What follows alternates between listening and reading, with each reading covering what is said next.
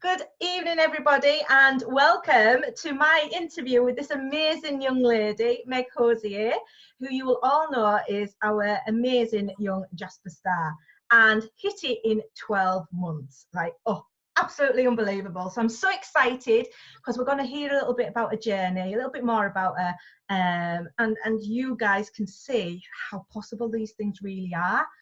You don't need to have, a ton of experience or anything like that in this industry at all. You just need to open your mouth and just get busy with business. So, Meg, thank you so much for doing this for us. Hi. Can you tell us where you're from, a little bit about yourself, and how you found FM? How did you come across it? Of course. So I'm Meg. I'm from Leicester. I originally joined FM November. It was 2018, just over a year ago. I actually found it through Ivy's Childminder. I bought a perfume. It was number 173, and I got home, tried it. I actually sprayed it on my dressing gown, and I was sat there all night, literally like, I just couldn't stop sniffing it, and I couldn't get over how good it was. So straight away I was hooked. I told my partner about them. He was a bit like, oh yeah, like we'll see. So I was like, okay, well let's just order you one, like, because it was weird, like I hadn't actually joined at this point, but I was like trying to convince him like how good they were. Yeah. Ordered one for Jay. Jay was like the same as me, absolutely loved it. So like straight away we were both hooked. I was telling all my friends, all my family. I was working at the time as well, so I was like, anyone who'd listen, basically, I was telling them about these perfumes, and I was actually sending them to my childminder. After a couple of, chats, I suppose, she asked me to have a perfume party, to which I was going to, and she just kind of said, like, whatever profit you make, or split, or you can have it on free perfume, you can have the profit, whatever.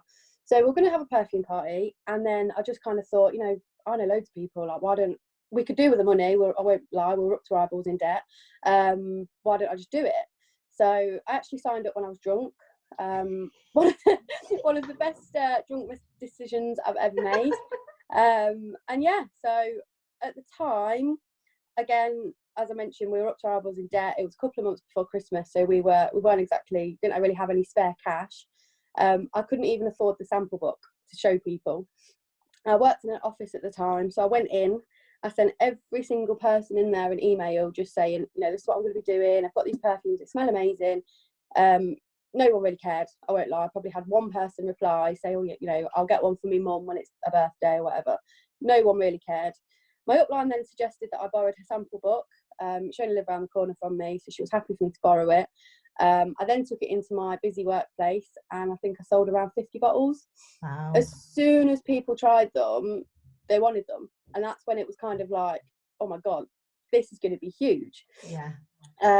It just went from there, really. But that's how I got involved. I tried a perfume. I fell in love with it. It did take some convincing. Not for me, obviously, I jumped on board straight away. Yeah. But like I say, trying to explain to other people how good they were. Yeah. But as soon as they did try them, like I say, they wanted them. So. And that's the difference, isn't it? That's the difference with, you could either, you can show people brochures and books, forever and a day. But until people actually get the physical sample or smell it, that's a game changer. And it 100%. Just sells itself, doesn't it? Yeah. Well, before I'd actually bought one, I'd seen a couple of people on my Facebook like selling them, or I didn't really know what it was, but it started to crop up a couple of times, and there was people quite close, my area or close to me that were selling them, but I never really, I don't know, it didn't appeal to me. I didn't think twice about it. It was only when my babysitter, when my childminder had them there to try, that it was kind of like, okay, well, I'm here anyway, I might as well try one. But yeah, the fact that FM offers samples, for me, that's a game changer. And that's pretty much how I've built my business to how it is now, from the samples. but yeah, they are. It is a case of smelling, or seeing to believe, or smelling to believe. Yeah. Because it definitely does make a difference. I think, like you say, when you can see statuses on Facebook and, you know, and wherever, you know, you're still going to be in the back of your mind. You're seeing all this, you know, FM stuff, you know, and is it too good to be true? Is it really as good as what people say? But until you actually get it on your skin and smell it, then you think, yeah, this really is an amazing product. Yeah, like my mum, I'm sure she won't know I'm saying this, but my mum's one of the biggest snobs I've ever met. Oh, you get them, you get perfume snobs. Yeah, my mum, like, she'll spend 200 quid on a cushion. She's a snob, yeah. But when I first started, she was like, no. And I was like, come on, just try it. No, I've got sensitive skin. No, not for me. It took me months. And it was only after her seeing how many bottles I was selling for her to eventually be like, right, let me just try one then, you know, just to shut you up. And as soon as she tried it, I gave her a perfume. She wears quite expensive perfume. I gave her a sample of one of ours that, you know, is quite a good alternative. Straight away, she was sold. She now goes to work, goes to see her friends, and she tells all these people about them. Oh, you need to try Meg's perfume. No, don't spend that. You need to try Meg's. And it was, like I say, my mum was the biggest snob. Yeah. And for her to be like, yeah, okay, these are good. Brilliant. For me, like, told you. So. And obviously, she's seen your success as well. She knows there's something there, and there's got to be something that's good about it for people to buy it. And that brings me on. Did you ever think you would get as far as what you did? Oh my God, no. I didn't. No, I didn't. I don't think I'd ever get this far.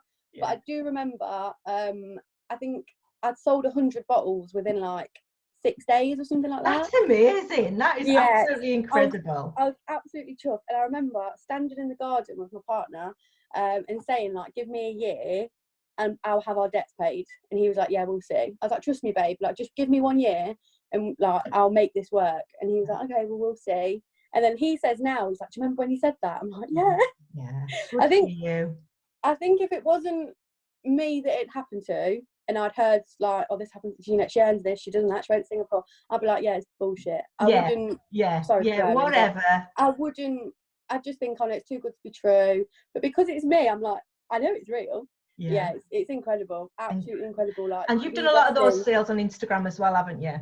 Oh yes, I love my Instagram. Yeah, I do quite a bit offline. Nowhere near as much as I do online now, because obviously I've got a page, it runs along nicely, I've got returning customers, they recommend me to friends and family, and the snowball effect, I call it. But yeah, majority of my business has been built using Instagram as opposed to Facebook. I'm not saying that Facebook isn't okay, because I've got team members who get everything from Facebook, nothing from Instagram, so it is just a case of, you know, what works for you, really. But Instagram for me is amazing, absolutely amazing. I built all my whole business was built on Facebook, but now for the past 18 months it's Instagram. I absolutely love Instagram. It's more engaging. I just love the stories, and you know, you just meet, it's a brilliant place to start conversations and like that. Well, I say to, like, my team, like, with regards to engaging, like, with Instagram, there's so many ways of engaging without actually having to have a conversation. Like, you can like someone's picture, you can comment it. Stories, if you're skimming, like, I'll spend hours, I'm so sad, but I'll spend hours skimming through stories. You can actually send a reaction. So, like, if you think it's funny, you can send a laughing face. If you think they look fit, you can send, like, the love heart eyes. Like, there's all sorts, without actually having to say, hi, I'm Meg. You get noticed just by doing that simple action, isn't it? Just that like, I've got so many friends from Instagram that I've met, that before FM and before obviously whatever's, you know, since meeting them because of FM and, like, trips have been on, things like that. When I was pregnant with Ivy and I had Ivy, I had loads of mummy friends. Like, I had friends from Scotland, from Newcastle. I'd never met them, but because we had babies around the same time, we both like the same kind of nursery decor. Hang on a minute. One sec. Somebody. I've just seen that. Someone's joined. Yeah. She's gone. Oh, weird. Will you be able to edit that out? No. Hey guys, this is what happens when you do a recording. I don't know how she's done it, but hey, I think she's in my team anyway, so she must have just hit my code. Don't worry. Never mind. But yeah, you've met people all over the UK. and everywhere. Just from Insta, yeah.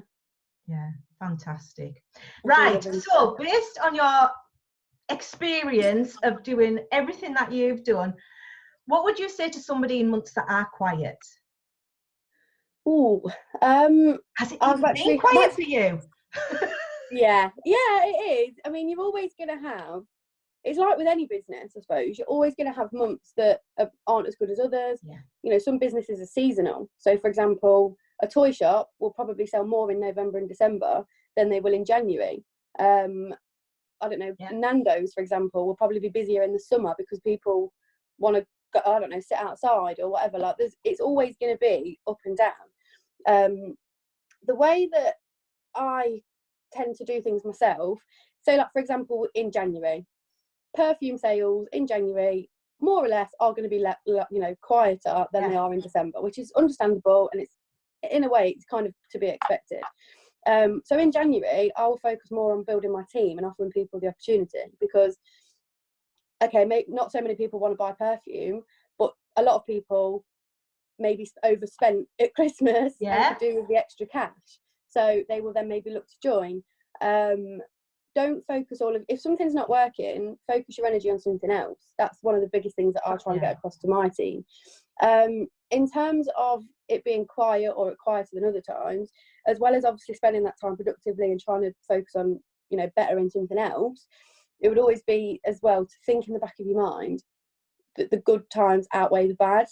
Like, I'll give an example. Tangate, in everyone in FM will remember it. In April, I think it was April, May last year, the demand for the Tangate was absolutely ridiculous because it's such a good product. It obviously it sells thousands and thousands and thousands of bottles are sold because it's a good product. I nearly quit FM in April last year because of the stress of it. I didn't want to be responsible for that many people. I spent the whole day crying, and then I spent the whole night drinking. So it was not a good day. I nearly quit FM because of that.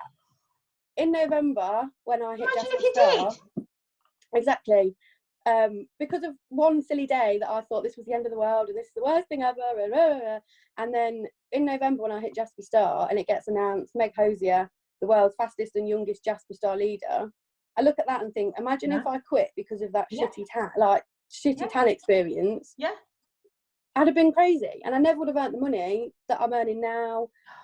We're moving into our dream house in a few months, which is literally the deposit has been paid for solely by what I've earned the last 5-6 months. I never would have earned that if I'd have quit because of some tan. So yes, you're going to have bad times, and I know that sounds bad, but you are. Like with any business, every single business will tell you the same thing, that every day is not perfect. Unfortunately, I wish it was. I mean, I really, really wish it was. Unfortunately, it isn't. You are going to have bad days, but you're also going to have absolutely amazing days. Like, I've got my team members now that are qualifying for the Maldives that told me 6 months ago, I can't do this anymore, this isn't for me. And now they're like, Sam, she's a 5-figure monthly earner.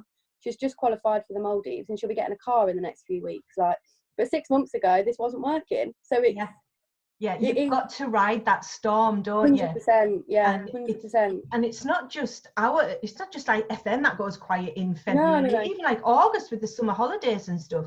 It's, you know, the likes of Asda and, you know, River Island and all these shops still have the same as us. It's just how you deal with it and how you prepare that that helps you cope with that.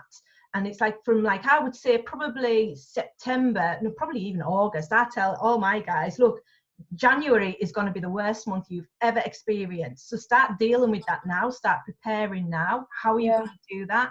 Start building your teams up a little bit more. And like you, January is probably the best month for me as well for team building and helping people come out of, you know, debts at Christmas and, you know, just wanting that bit extra cash and a fresh start. You know, to be in a different place. I think it's quite fair that in November, you can't expect to have an absolutely incredible November and make all this money. Like, I had girls join in November that made enough money to go on a 2-week holiday. You know, like, they were making serious figures, just mostly from the instant profit.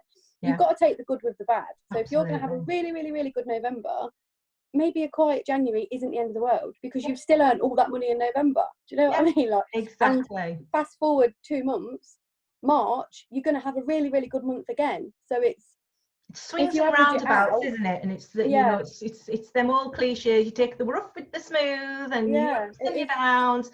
It's network marketing, isn't it? It's just the business that we're in. So if you were to start your business all over again, would you do anything different?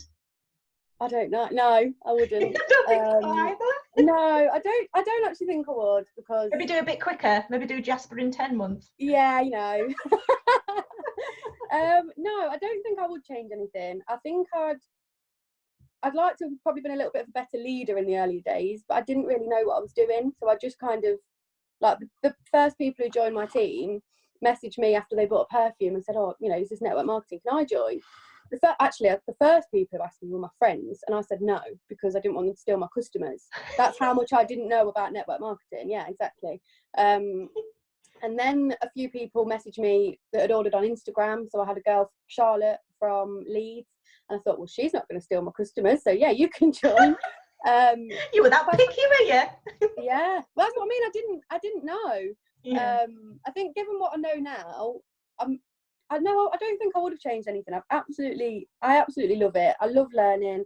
I love being able to pass on to my team like what I know. But I think, yeah, if I could change anything, I'd have maybe been a little bit more clued up when I started, because, like, again, just an example, Charlotte missed out on her £800 bonus because I signed her up on the 31st of November. Yeah. So if I'd have known that, I would have signed her up on the 1st. Yeah. But just little things like that, you know, it's. And that's part of who you become, isn't it? That's part of your story. So, like, you can stand on stage again and share your story. And if you didn't make those mistakes, you wouldn't be who you are now as well, and be able to pass that down line to your team as well. Yeah. See, I want to, one of my New Year's resolutions was to be more organised, because I'm a bit scatty, but was also to do more like face-to-face training, more like meetings, things like that. Obviously, I did speak at the conference, which was amazing. But you done it. You were amazing. Yeah, I was shaking. I've never been so scared in my life. But I did it, and it's like stepping out of your comfort zone. And as much as I felt like I was going to die while I was on stage, physically sick. Yeah, the amount of people that came up to me afterwards, and the messages that I got. And I mean, I got a message from a lady saying that she brought a daughter along. A daughter had saw my speech and then was like, right, I'm signing up. So it is to know that I've inspired even that one person. That would have been my Lauren. I'm sure Lauren said that her daughter, she was there with us, and she saw you speak and she signed up. Joking? Yeah, No, Lauren, I don't actually know. Lauren Balla, yeah. I'm not sure whose team they're in, but just like getting a message like that, it was like, I've inspired at least one person. Like that's job done, isn't it? You know, it made it worthwhile. But no, I don't think I'd change anything. I think I'd do everything exactly the same. Make the same mistakes and still just do maybe shine Charlotte up on the 1st so she got a bonus. Yeah. She doesn't hold it against me. I'm sure she's made up for it now, though. Yeah. Oh, Charlotte's paid for her dream wedding, so she's still with me now. She's a Pearl, and she's maintained Pearl ever since. She's absolutely amazing. She's qualified for the Maldives, and she literally joined because they were getting married and they just wanted a bit of extra towards like the dress, or so she could get the shoes. That's how I started. Yeah, and she absolutely, and like now she messaged, we got an invite to her wedding, and it's like just sort of friend that I've made for FM, and she was like, unfortunately her wedding's on the same day as the conference, so I won't be making it. But well, unless anything changes with this whole COVID. We don't know at the minute, do we? Anything could change. No, but yeah, Charlotte, she's incredible, absolutely incredible, like what she's achieved. So yeah, I'm loving it. Lovely. Right, so moving on, share with us 3 tips for new members starting in FM. What do you tell your new members when they start? So the first thing I do when somebody joins is I'll ask them what they want to achieve, because everybody wants something different. You know, somebody might join and they want £50 a month. Somebody might join and think, you know what, I want to be the best network marketer in FM. I want 10 grand a month. I want to save for my wedding. I want to go to the Maldives. I want to qualify for the trip. You know, whatever it is. Firstly, you need to kind of work out what people want, because what people want will determine how you're going to train them. Because if I get somebody that wants to earn £100 a month, I will just teach them to sell, to retail, because you sell what, 10 royals and 5-ish pures, maybe, not great at maths, but near enough, you'll make £100. If you use all of your Smart Start offers in the first 10 days, you'll make £100. If somebody joins me and they want to be the best network marketer in FM, I will teach them all about team building. I will teach them about structure. I will teach them about the bonuses that are on offer, the incentives, how to manage their legs so they can get the most out of the compensation plan. So first of all is determine, I can hear my child, is she going to come in?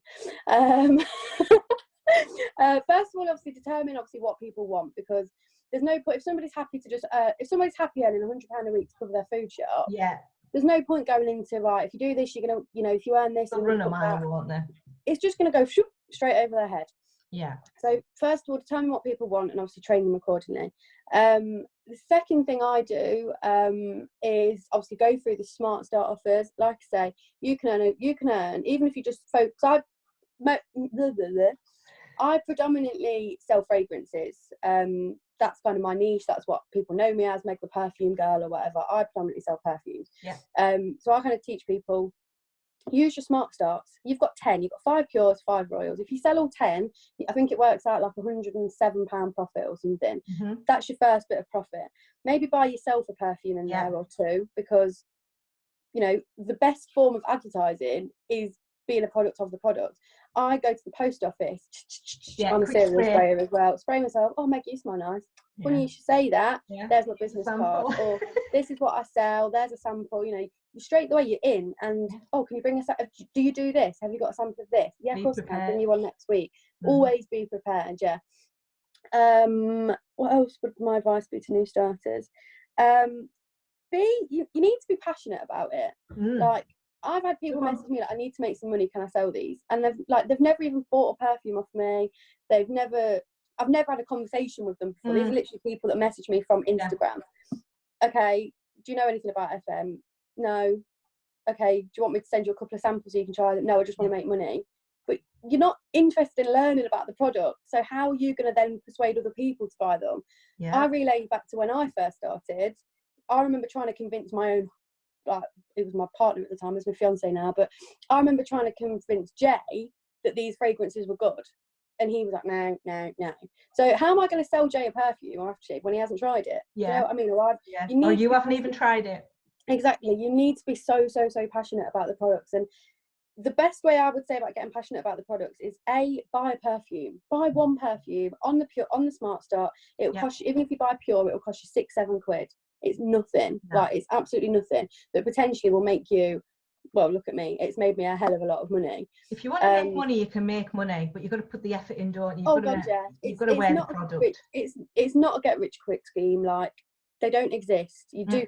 I get asked all the time, like, how much work you actually do. I work from the moment I wake up till the moment I go to bed. But that's because I want to. Like, I choose to work from home, but I also get that, like, what's it called, the flexibility that if I want to have a day to take Ivy out, I don't need to, because my team will take care of themselves. So it's kind of having that balance. But I'm coming off key anyway. Get a sample book, even if you just buy the mini one, the £13.50 one, get it. Trust me, it's a massive investment in your business. Like, obviously the kits are optional, you don't have to have one, but I do tell a lot. The way I say to my team or people that join up with me, buy a kit. If you don't make that money back within 2 weeks of having it, I will personally buy it back off you. I've never had to buy a single one, and I've got thousands of people in my team. So that just shows you that every single one of them has then gone on to sell or to make money. So definitely be a product of a product. I would advise getting a sample kit. Be passionate about the products. Show up every day as well. Don't expect to be able to write one post and then become a pearl orchid. It is the best advice that I can give to anybody, whether you're in FM, network marketing, anything. If you want to build a solid business, even a traditional business of being a hairdresser, for example, you need to be consistent. Like, consistency is everything, especially in network marketing. And something that I'll relay across to my team a lot is that people are always watching. Like, believe you me, they are always watching. I get people that buy off me now or message me for a list, or they'll message me to buy, who have been on my friends list ever since I started and never bought a single perfume off me. I get people on Instagram that will message me, hi, can I have some info about joining? And they're people that have followed me for 9 months. Yeah. So people might not, if you are recruiting and you are building a team, people might not join you on day 1. They might not join you on month 3, but trust me, just keep being consistent. When you get an order, post it. When someone in your team does something good, post it. Even if they're not in your team. I mean, I post stuff that, like, I can't think of an example. Like Nicola Martin, for example, when she hit golden, she's not on my team, but I'll post about her success. That's a big one. That's a huge one, Meg, is giving shout outs to people, crossline, sideline. It's social proof that there is other people in this business, not just me and not just my team, but there's a huge, you know, massive teams out there, and we do cheer each other on and support each other, and that gets you team members as well, because they see that you give a shit about each other, isn't it? It's team culture as well. Like, huge. It's all well and good. Like, people, for example, like my friends and family, they know me, they know that I've got a nice car that's paid for by FM, but they probably think, well, it's only Meg, it's just Meg that's doing well. Well, no, actually, because Sharon's got a nice car, Sarah Top's got a nice car, Joe Skipsy, like all of these people, they've all got cars, they've all been Maldives, they're all going to Singapore. Like, it's not like when you go, for example, on a success trip, like, how many people are in Singapore to have photos with, to show people, like, it's not just me that's doing well, hundreds and hundreds of people. So this business clearly works. The products sell. The products sell. People are doing well. There's promotions popping left, right, and centre. And it's not that's what I love about FM mostly is, yes, I love having a team and I love seeing my team do well. But it's like, I've been to Singapore, which was incredible. But I'm so and I'm excited for Maldives. Don't get me wrong. But the thing I'm most excited for is the fact that I'll be taking potentially 20 of my team members. So it's like, it just shows the people that the newer starters, it is possible. Like, Meg joined, she went to Singapore. Hannah joined, she's going to the Maldives. Like, it's not just one person, it's loads and loads of people.